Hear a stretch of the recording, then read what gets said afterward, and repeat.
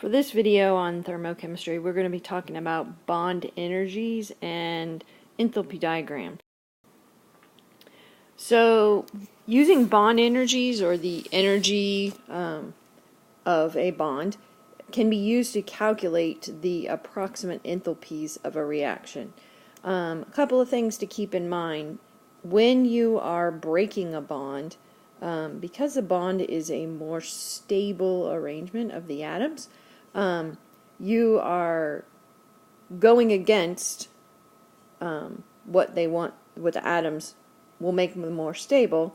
Therefore, you must add energy to the system in order to break a bond. So, breaking bonds are endothermic. You have to add energy in because you're going against making them stable. Conversely, if you are forming a bond, because forming a bond between two atoms lowers their potential energy, the extra energy must go out. That energy is released as heat, and so forming bonds is an exothermic situation.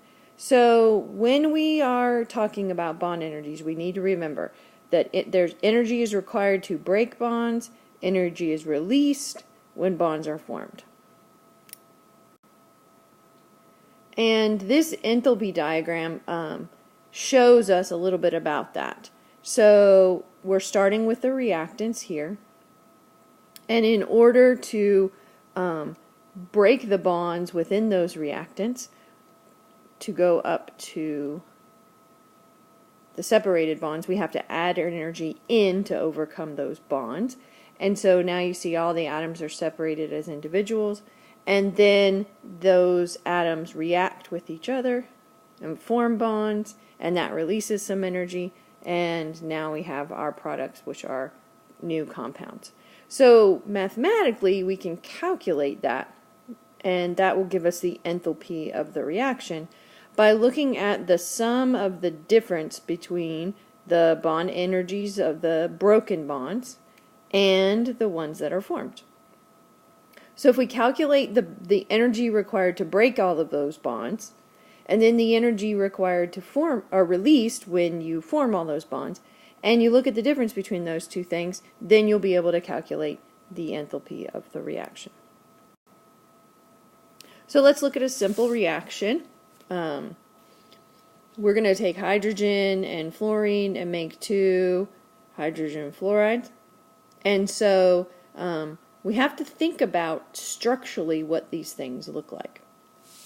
So just to focus on it, first, hydrogen is 2 hydrogen atoms with a single bond between them, and fluorine is 2 fluorine atoms with a single bond between them, and we're going to add those two, and they are going to react, and we're going to form 2 hydrogen fluorides that have a single bond, and there's going to be 2 of them.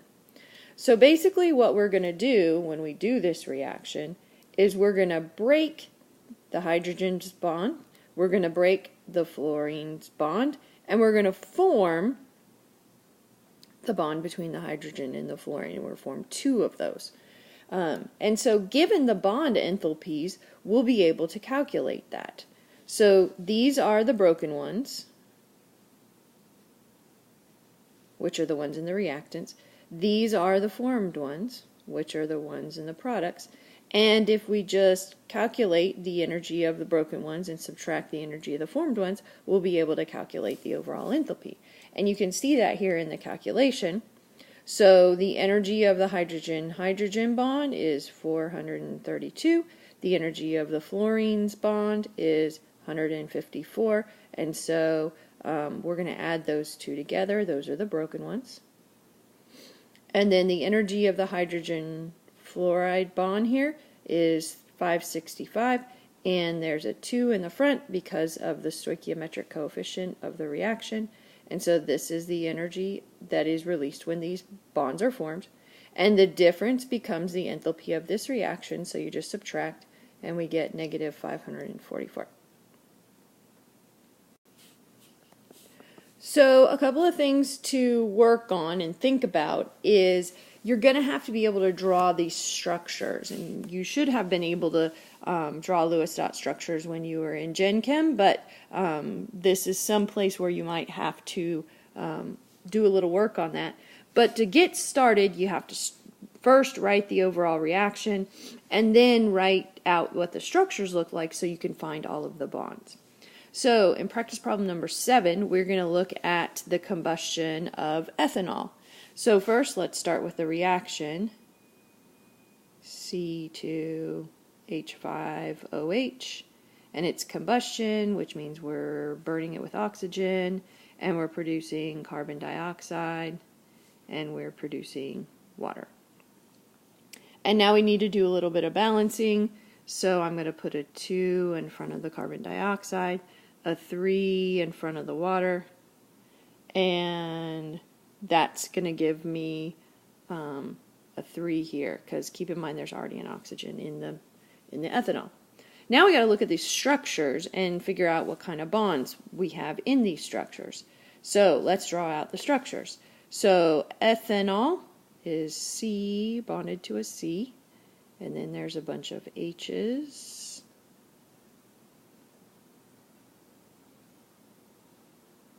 And then there's an OH group.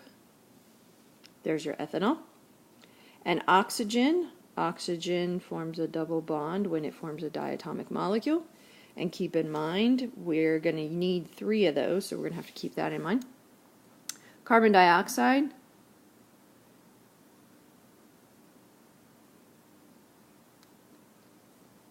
Whoops. I don't know why I put dots there. Let's get rid of those. And water.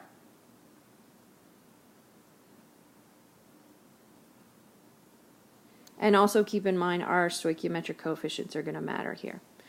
So now when we're starting to calculate, we're going to need to look at what kind of bonds are broken and what kind of bonds are formed. Now sometimes not all the bonds are broken, but if you have to do this calculate with a calculator, just break them all, make them all. So in ethanol, we have a carbon-carbon bond, and we have carbon-hydrogen bonds, and we have 1, 2, 3, 4, 5 of those. And we have a carbon-oxygen bond, and we have an oxygen to hydrogen bond. So that's what's in ethanol.